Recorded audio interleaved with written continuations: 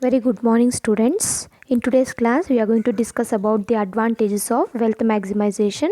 In the previous class, we discussed about what is wealth maximization and how to maximize the wealth.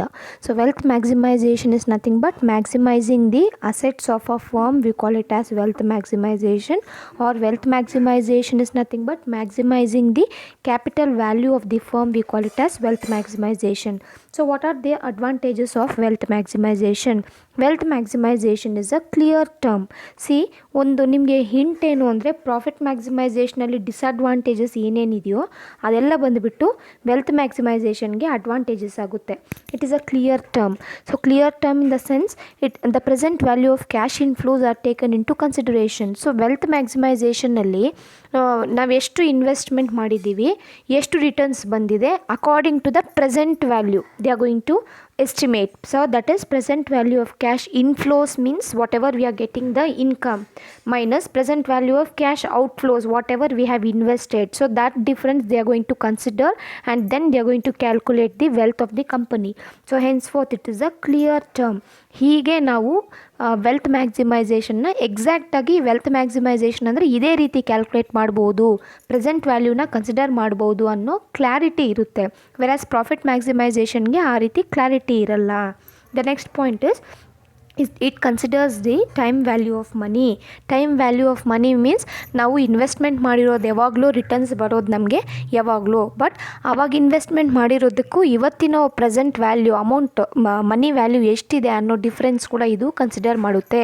In order to calculate this time value of money they are going to use the methods, discounting method, compounding method ಅಂತ ನಾವು problem solve ಮಾಡಿದಾಗ ಅದು ಗೊತ್ತಾಗುತ್ತೆ.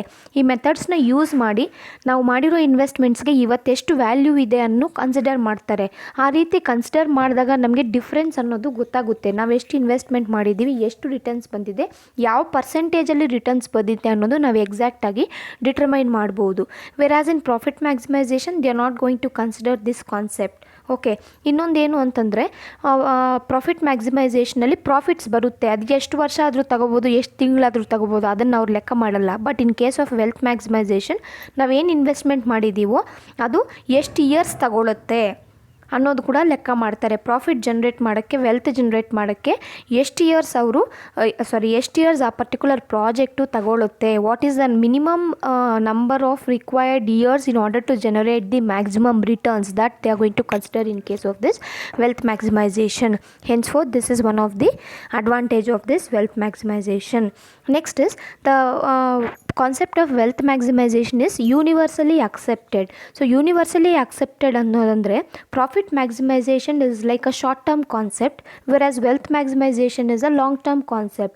So profit maximization is a subset of wealth maximization. wealth maximization ಬಂದ್ಬಿಟ್ಟು wide concept, profit ಮ್ಯಾಕ್ಸಿಮೈಸೇಷನಲ್ಲಿ ಅದರೊಂದು ಭಾಗ ಅಷ್ಟೇ. We can say profit maximization is a traditional concept whereas wealth maximization is a modern concept. So every company can sustain only they have a wealth ಇದ್ದರೆ ಮಾತ್ರ ಫ್ಯೂಚರಲ್ಲಿ ಅವ್ರಿಗೆ liquidate ಆಗೋ chances ಜಾಸ್ತಿ ಇರುತ್ತೆ. Say for example you just imagine ಒಂದು person earn ಮಾಡ್ತಾ ಇರ್ತಾನೆ, ಕೆಲಸಕ್ಕೆ ಹೋಗ್ತಾ ಇರ್ತಾನೆ, ಅವನಿಗೆ ತಿಂಗಳ ಸ್ಯಾಲ್ರಿ ಬರುತ್ತೆ. ಸೊ ಸ್ಯಾಲ್ರಿ ಬಂದಾಗ ಏನಾಗುತ್ತೆ, salary will be credited in is account, amount ಹಂಗೆ ಇರುತ್ತೆ ಅಂತ ಅಂದ್ಕೊಳ್ಳಿ. ಸಪೋಸ್ ಅವನ ಬಂದಿರೋ ಸ್ಯಾಲ್ರಿನ ಎತ್ಕೊಂಡೋಗಿ ಅಸೆಟ್ಸ್ ಮೇಲೆ ಇನ್ವೆಸ್ಟ್ಮೆಂಟ್ ಮಾಡಿದಾಗ, ಸಪೋಸ್ ಸೈಟ್ ಪರ್ಚೇಸ್ ಮಾಡೋದು, ಲ್ಯಾಂಡ್ ಆ್ಯಂಡ್ ಬಿಲ್ಡಿಂಗ್ ಪರ್ಚೇಸ್ ಮಾಡೋದಾಗಿರ್ಬೋದು, ಗೋಲ್ಡ್ ಪರ್ಚೇಸ್ ಮಾಡೋದಾಗಿರ್ಬೋದು, ಅದನ್ನು ಪರ್ಚೇಸ್ ಮಾಡಿ ಅವನು ಇಟ್ಕೊಂಡಿದ್ರೆ ಇಮ್ಯಾಜಿನೇಷನ್ ಮಾಡ್ಕೊಳ್ಳಿ, ಹಾಗೆ ಸ್ಯಾಲರಿ ಅಮೌಂಟು ಬ್ಯಾಂಕಲ್ಲಿರೋದು ಉತ್ತಮನ ಅಥವಾ ಅಸೆಟ್ಸ್ನ ಪರ್ಚೇಸ್ ಮಾಡೋದು ಉತ್ತಮನ? ಸಪೋಸ್ ಅಸೆಟ್ಸ್ನ ಪರ್ಚೇಸ್ ಮಾಡಿ ಅವ್ನು ಬಿಟ್ಬಿಟ್ರೆ ಫ್ಯೂಚರಲ್ಲಿ ಅವನಿಗೆ ಕ್ಯಾಶ್ ಬೇಕು ಅಂದರೂ ಕೂಡ ಅವನೇನು ಮಾಡ್ಬೋದು, ಅದನ್ನು ಸೆಲ್ ಮಾಡಿಬಿಟ್ಟು ಅವನು ಪ್ರಾಫಿಟ್ಸ್ ಮಾಡ್ಬೋದು. Isn't it? So likewise when we relate to this financial management concept also, profit maximization ಗಿಂತ wealth maximization in future liquidity purpose easy ಆಗುತ್ತೆ ಅಂತ ಅರ್ಥ. So hence this concept is universally accepted. So because ಈ wealth maximization ನಲ್ಲಿ ಬರೀ ಕಂಪನಿಗೆ ಏನು benefit ಆಗುತ್ತೆ ಅಂತ ನೋಡಲ್ಲ, but it also takes into consideration the interest of stakeholders. ನಾನು ಹೇಳಿದ್ದೆ stakeholders like owners, employees, societies ಆಗಿರ್ಬೋದು, ಗೌರ್ಮೆಂಟ್ ಗೌರ್ಮೆಂಟ್ ಆಗಿರ್ಬೋದು, ಅಂಡರ್ಸ್ಟುಡ್, ಫಿನಾನ್ಷಿಯಲ್ ಇನ್ಸ್ಟಿಟ್ಯೂಷನ್ಸ್ ಆಗಿರ್ಬೋದು, they going to give importance to each and everybody in case of this wealth maximization. Hence it is universally accepted and many companies and organizations, they are following this wealth maximization concept only. Next, it considers the impact of risk factor. They are going to consider the risk factor. ರಿಸ್ಕ್ನ ಅವ್ರು assume ಮಾಡ್ಕೊತಾರೆ. So risk return trade off ಅನ್ನೋದು ನಿಮಗೆ ಒಂದು concept ಇದೆ. That probably will not be having in this semesters. In upcoming semesters ಒಂದು concept risk return trade off ಅಂತ ಇರುತ್ತೆ. ರಿಸ್ಕ್ ಎಷ್ಟು, ರಿಟರ್ನ್ ಎಷ್ಟು ಅನ್ನೋದು ಕ್ಯಾಲ್ಕುಲೇಟ್ ಮಾಡೋದು. They say that when the risk is higher the returns is higher ಅನ್ನೋದು ಒಂದು concept. Understood. But wealth ಮ್ಯಾಕ್ಸಿಮೈಸೇಷನಲ್ಲಿ considers the impact of risk factor means ಅವ್ರು ಏನು ಮಾಡ್ತಾರೆ, risk they are going to give importance for risk ಯಾವ ರೀತಿ ಆಗುತ್ತೆ, ಯಾವ ರೀತಿ ನಾವು ಅದನ್ನು ಓವರ್ಕಮ್ ಮಾಡಬೇಕು, ಸಪೋಸ್ ರಿಸ್ಕ್ ಬಂದರೆ ಯಾವ ರೀತಿ ಅದನ್ನು ನಾವು ಫೇಸ್ ಮಾಡಬೇಕು, ಸೊ ಯಾವ ರೀತಿ ನಾವು ಫೇಸ್ ಮಾಡಿದ್ರೆ ನಮ್ಗೆ ಅರ್ನಿಂಗ್ಸ್ ಜಾಸ್ತಿ ಆಗುತ್ತೆ ಅನ್ನೋದ್ರ ಮೇಲೆ ಕಾನ್ಸಂಟ್ರೇಷನ್ ಕೊಡ್ತಾರೆ. ವೆರಾಸ್ ಪ್ರಾಫಿಟ್ ಮ್ಯಾಕ್ಸಿಮೈಸೇಷನಲ್ಲಿ they are going to totally ignore the risk, but here they are going to consider the risk factor. This is one of the main advantage. Next you have, it guides the management to frame consistent strong dividend policy. So it guides the management. Wealth maximization concept ಯಾವ companies adopt ಮಾಡ್ಕೊಂಡಿರ್ತೇವೋ, it is very easy for them in order to frame a consistent dividend policy. So wealth maximization concept ಇರೋರು dividend ಪಾಲಿಸಿನ consistent ಆಗಿ frame ಮಾಡಿ equity share holders ವೆಲ್ತ್ನ ಜಾಸ್ತಿ ಮಾಡಬಹುದು. Understood. So these are the advantages of wealth maximization. Then what are the disadvantages of wealth maximization? You have only two disadvantages of wealth maximization. Wealth maximization is a prescriptive idea. Prescriptive means particular ಆಗಿ stick on ಆಗಿರುತ್ತೆ. Understood. Stick on means ಇದೇ ರೀತಿ, ಇದೇ rules, ಇದೇ ರೆಗ್ಯುಲೇಷನ್ಸ್ನ follow ಮಾಡಬೇಕು, ಇದೇ ಡೈರೆಕ್ಷನ್ಸ್ನ follow ಮಾಡಬೇಕು. So profit ಮ್ಯಾಕ್ಸಿಮೈಸೇಷನಲ್ಲಿ ಅದರಲ್ಲಿ corrupt practices, unfair trade practices encourage ಮಾಡೋದು, ಇನ್ಸೈಡರ್ ಟ್ರೇಡಿಂಗ್ಸ್ ಮಾಡೋದು, ಆ ರೀತಿ ಆಗುತ್ತೆ ಅಂತ ನಾನು ಹೇಳಿದ್ದೆ ನಿಮಗೆ. ಬಟ್ ವೆಲ್ತ್ ಮ್ಯಾಕ್ಸಿಮೈಸೇಷನಲ್ಲಿ ಆ ರೀತಿ ಅನ್ಎಥಿಕಲ್ ಥಿಂಗ್ಸ್ನ ಮಾಡೋಕ್ಕಾಗಲ್ಲ.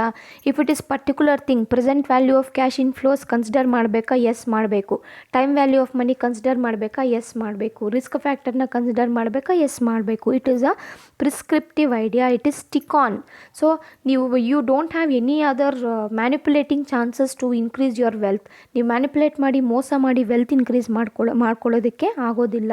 Hence fourth the objective is not descriptive of firm what the firm actually do. So what the firm actually ಏನು ಮಾಡಬೇಕು ಅನ್ನೋದು ಕನ್ಫ್ಯೂಷನ್ ಇಲ್ಲಿ.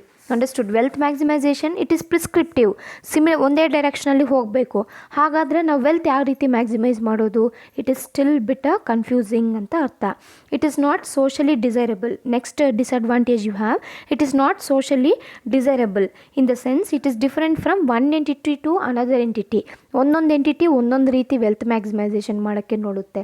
ಟು ಬಿ ವೆರಿ ಕ್ಲಿಯರ್ನು, ಓನರ್ಸ್ ಅಂತ ಅಂದ್ಕೊಳ್ಳಿ, ಮ್ಯಾನೇಜ್ಮೆಂಟ್ ಅಂತ ಅಂದ್ಕೊಳ್ಳಿ.